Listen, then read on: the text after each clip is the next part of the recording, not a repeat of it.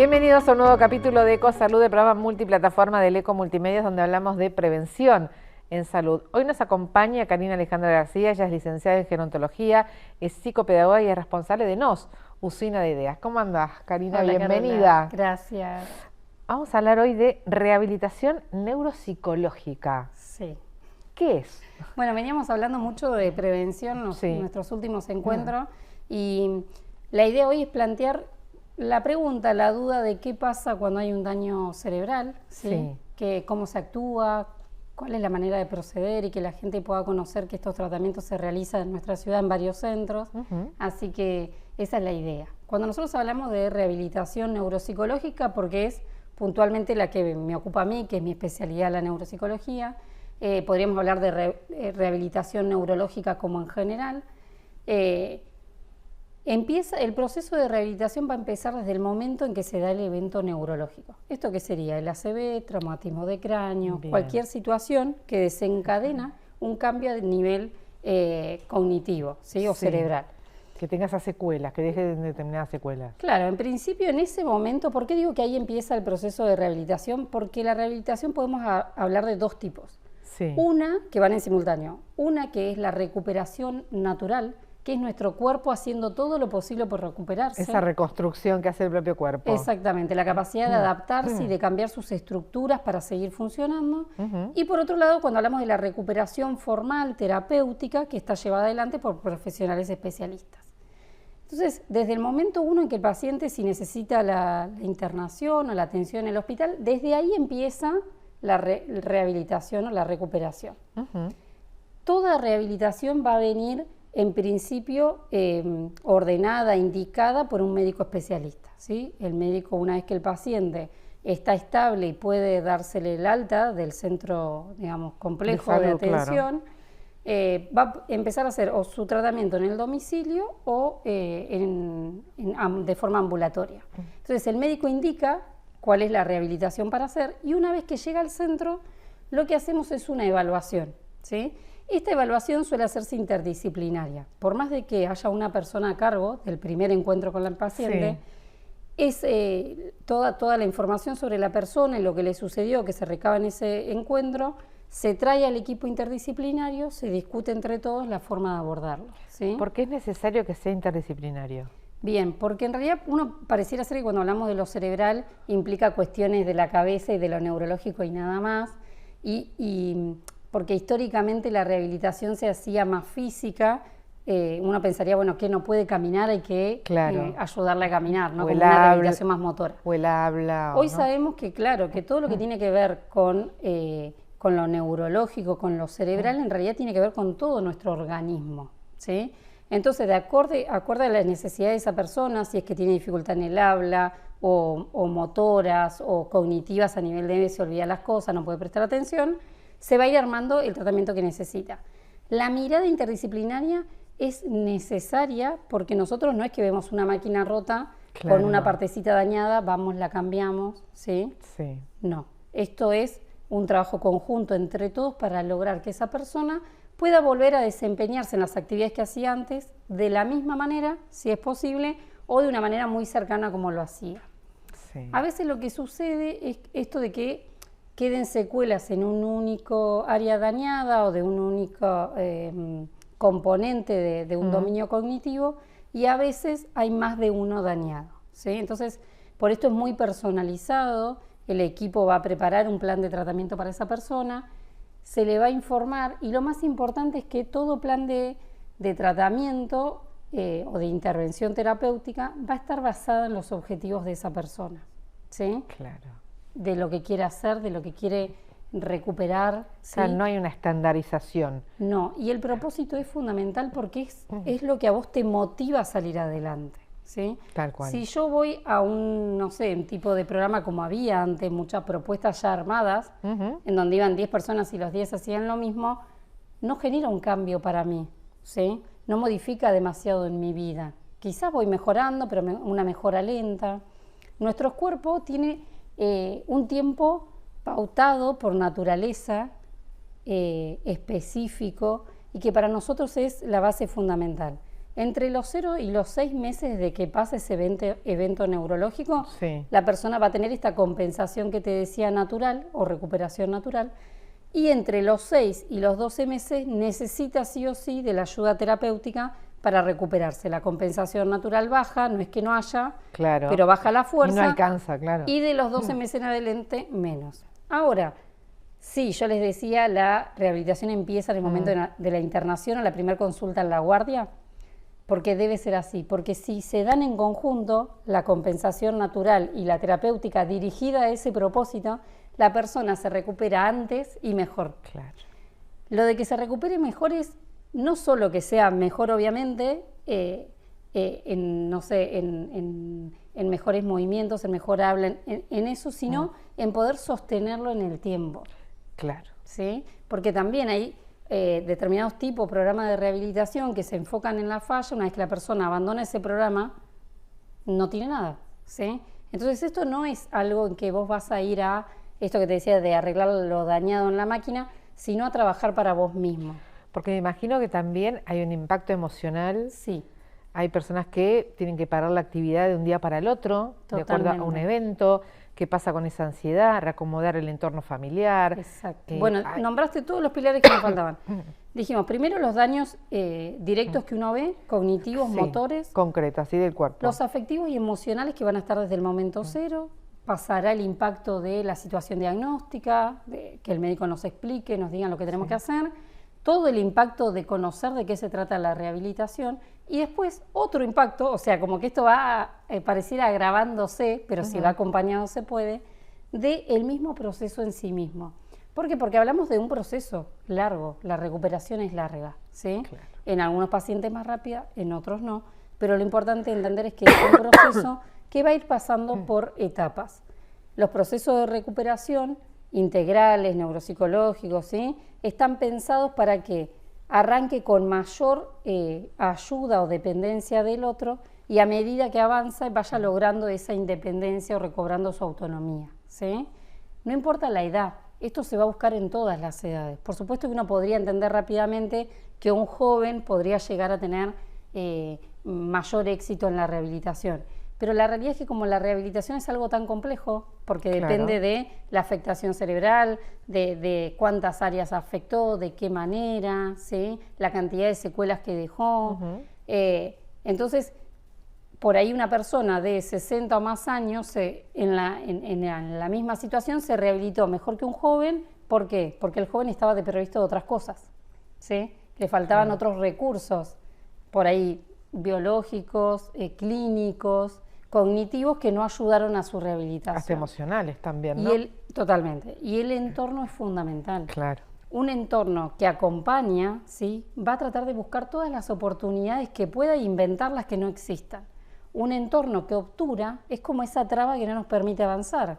Sí, bueno, para que esté mejor habría que tener tal dispositivo. Ah, no, eso no. ¿Sí? No, o a veces está la adaptación en la casa no se toca. No, porque a veces está el tema esto de la negación. Exactamente. ¿No? Del entorno que por ahí no, pero eso se le va a pasar.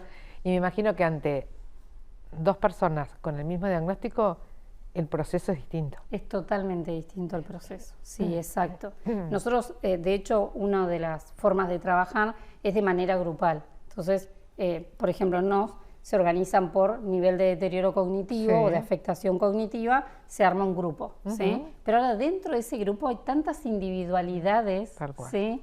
Deseos, intereses, optimismo, mala onda, tristezas, tantas cosas que hacen los grupos muy particulares, y dentro de esos grupos hay personas que van recuperándose con mayor éxito, otros que le cuesta más, otros que quizás venían de más abajo y donde entraron al grupo despegaron. Por eso hay que armarlo y por eso se necesitan de profesionales especializados, ¿sí? Para que podamos ir acompañando. Y esto es algo importante que pasa en nuestra ciudad, que por ahí no tenemos un gran centro complejo como uno esperaría, no sé, un Flenny Escobar, en donde uno va y es una ciudad entera destinada a la rehabilitación. Acá lo que sucede es que quizás el paciente hace las terapias kinesiológicas en un lugar, fonoaudiológica en otro lugar, ¿sí? Si bien la mayoría de los centros buscamos de tratar de brindar todos los servicios, a veces la realidad de las elecciones, porque me recomendaron tal profesional, porque la obra social me cubre esto allá y esto acá, puede pasar, es un hecho que nos está pasando. Entonces es muy importante poder trabajar con los otros profesionales, no quedarnos con los profesionales de casa, digamos, sino tratar de armar círculos más grandes con el resto. Y se puede lograr tratamientos sumamente exitosos, ¿sí? Buena recuperación, pero y además en esto hay que hacer hincapié, no todos los pacientes o los eventos neurológicos tienen el mismo progreso, claro está, y no todos llegan al punto de recuperarse para ya estar bien. Claro. En muchas enfermedades, en muchas situaciones, se encuentra en un periodo de mantenimiento. ¿Qué es eso? Es cuando la persona alcanzó su mayor nivel de recuperación, ¿sí? Que podía lograr en ese centro, y luego se empiezan a disminuir la cantidad de terapias que tienen e ir centrándose en lo que necesita para seguir siendo funcional en la vida cotidiana, ¿sí? Entonces, una persona, no sé, que ya tuvo toda su recuperación de ACV, mejoró todo lo que pudo, después va a ser ese periodo de mantenimiento que es de sostén, para no perder lo que logró conseguir, claro. ¿sí? Para mantenerlo en el tiempo. Ese proceso es largo y en el medio de eso los equipos de trabajo cambian mucho. Entonces nosotros trabajamos de manera colaborativa con otros profesionales para seguir el seguimiento de esa persona, ¿sí? ¿Qué es lo que están viendo, Karina, respecto a la devolución del paciente? Bueno, ¿Cómo se va sintiendo? Sí. ¿Qué le va pasando? ¿Qué es lo que escuchan y lo que observan? Los pacientes, por suerte, estos pacientes nuevos, los que me gusta hablar a mí, que ya vienen sabiendo cuestiones de salud y muy bien predispuestos para la rehabilitación, ellos mismos nos van diciendo, che, esto me refuncionó, me gustaría volver a tener sesiones de esto que tuve en algún momento, o quizás no, prefiero ahora dejar esta terapia por un tiempo, me siento muy agotado. Esto es lo que iba a decir. No todo es positivo, bueno y optimista durante el proceso de rehabilitación. Como la vida misma, es un proceso con subidas y bajadas. Sí. Y en ese proceso la persona, claro, se cansa, se agota, quiere volver a arrancar, recobra energía, vuelve a caer. Es un proceso, ¿sí? Como todos los procesos. Entonces, uno va ajustando ese plan según la persona. A veces que tengan mucha cantidad de terapia, yo no soy amiga de esa, y creo que muchos de los profesionales tampoco, porque se llenan de terapias y no tienen tiempo de calidad, tiempo libre para pensar, tiempo para integrar lo que está haciendo y viviendo en esas terapias. ¿Qué tipo de terapias son concretas? Las terapias pueden ser kinesiología, terapia ocupacional, psicopedagogía, psicología, nutrición, seguro me estoy olvidando de alguna más. Se agregan sesiones de yoga terapéutico, depende de lo que la persona necesite, musicoterapia, lectura, claro. Exactamente. El arte, obviamente, el arte siempre... En todas sus expresiones. En todas sus expresiones ayuda muchísimo a la recuperación. Y bueno, y el trabajo entre todos y el trabajo con la familia. Porque a veces uno dice, bueno, es el paciente y la familia. En realidad es la familia, ¿sí? Porque el paciente pertenece a ese lugar. No está aislado, nosotros no trabajamos el caso aislado, sino que trabajamos a esa persona en ese momento de su vida, con esos vínculos, y lo acompañamos en ese proceso. Y en mucho de esto que te decía de tener un propósito para la rehabilitación, muchos de esos propósitos están atravesados por estos vínculos, por volver a tener ese lugar como madre, por seguir siendo la amiga de tal grupo, por seguir estando con mis compañeros de trabajo. Entonces, los propósitos también son personas, son vínculos con los que intentamos trabajar. Por supuesto que para ellos también es un proceso y es un proceso difícil, en donde a veces se la ven mejor y están poniéndole toda la garra para llevarlo, traerlo a la terapia, acompañarlo, estar, pensar adaptaciones. Ellos mismos a veces nos vienen a proponer, mirá, se me ocurrió esto para mi mamá o para mi hermana, para mi papá. Y con ellos se construye mucho, y otras veces los que nos piden es un espacio de contención porque están agotados, porque hace muchos años que vienen con esto, porque no le encuentran la salida, porque no entienden, por ahí porque a veces se enoja conmigo, me lo hace a propósito. Claro. Bueno, un montón de cuestiones que no pasan, por supuesto, en todos los casos, que en todos los casos pasan cosas distintas. Exacto. ¿Sí? Pero todas merecen acompañamiento y contención, y lo que llamamos psicoeducación, que en realidad es capacitarnos para esto que está sucediendo en este momento. Si yo elijo voluntariamente acompañar a esa persona, bueno, poder entrenarme un poco para saber cómo hacerlo. Porque no tenemos las herramientas. No las tenemos. No estamos preparados. No Por eso estamos necesitamos, ¿no? de esa asistencia. Sí, y ¿sabés qué? Que las personas, pues yo siempre digo, pareciera que la sesión termina cuando el paciente cruza la puerta y terminó la rehabilitación por hoy. No, la rehabilitación es 24/7, todos los días durante en este proceso, y algunos incluso ya dados de alta continúan en su proceso propio, ¿sí? Porque ya hay cosas que aprendieron que continúan en su vida cotidiana o que son necesarias de mantener y lo hacen de forma, digamos, más solos, autónoma, y es muy necesario, es muy rico cuando hay personas a su alrededor involucradas que estén sabiendo lo que le pasa para poder acompañar, ¿sí? Desde quizás darle una mano para hacer sus días un poco más livianos, que muchas veces pareciera ser que cuidar es eso, ¿no? Como asistir, bueno, no sé. Alivianar por ahí el día a día. Sí, también. voy y te doy una mano con la casa, te ayudo con la cocina o con los chicos, claro. o no sé, con actividades puntuales de te ayudo con algún impuesto a pagar algo, a hacer las compras. Tal cual. Pero también hay ayudas de decir, estoy con vos esta tarde para lo que vos quieras. ¿No querés nada? O sea, no hagamos nada. Nos quedamos. Nos quedamos tiradas en el sillón. Estar es eso, es estar a disposición de lo que el otro necesite. Entonces eso lleva mucho compromiso emocional también, ¿sí? Hay mucho mito en cuanto a la rehabilitación, personas que piensan que la rehabilitación es volver a ser como era antes. Sí, yo siempre digo, eso no va a pasar nunca, porque ya está modificado por el evento que te pasó. Exacto, pero también es... Por una huella de vida. Primero la aceptación de la propia persona, de ese cambio y de quienes nos rodean. Exactamente. ¿No? De esta nueva versión que empieza a surgir. Yo digo, bajemos a veces las expectativas para tener más oportunidades, para sostener las mejoras en el tiempo, ¿sí? Y poder llevar una vida saludable adelante todos, porque también a veces vemos esto de la única hija mujer que se hizo cargo del padre, de la madre, la única hermana entre 7 y a veces porque es su único hijo y no hay otro, ¿sí? Pero bueno, ahí empezamos a ver qué más hay amigos, hay compañeros de trabajo, con quién nos podemos comunicar. Entonces el trabajo que hacemos también los profesionales es aportar un grano de arena para esto, ¿sí? Desde enseñarle estrategias básicas, ¿sí? Sí, tal cual. Sea de movilidad, por ejemplo, cognitivas, de cómo hablarle, de cómo acercarse a esa persona, de cómo llevarle cierta información. ¿Sí? A veces por ahí decís, el paciente te dice, yo prefiero que no me visiten, pero quizás lo que no quieren es que lo apabullen con tanta información. Con tanto dato, claro. O porque si viene mi mamá me va a decir todo lo que no puedo hacer. Bueno, entonces, por eso es psicoeducación, es acompañarnos a aprender sobre esto específico que está pasando y cómo se va a ir modificando en el día a día con las personas que pasan. Eso es lo fundamental.